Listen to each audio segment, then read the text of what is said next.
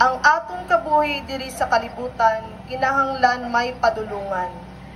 Kinahanglan may yara kita nga direksyon kag salabton sa atong kabuhi.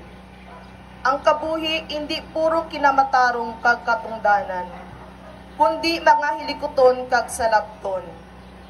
Ang mga magagmay naton nga mga krus, amo sa masami ang mga adlaw-adlaw nga hilikoton kag salabton. Kung aton ginapasan sang mapinasayahon, hindi gid kita magakasupo. Si Kristo nagpasan sang iya kaugalingon nga krus. Gani kita man kinahanglan magpasan sang aton kaugalingon nga krus. Panganguyo. Ginoong Jesus, imo ginbaton ang krus nga tuman kabug-at para sa imo maluyang nga lawas. Kami mismo ang nagpabug-at sang imo krus, bangod sang imo ginpasan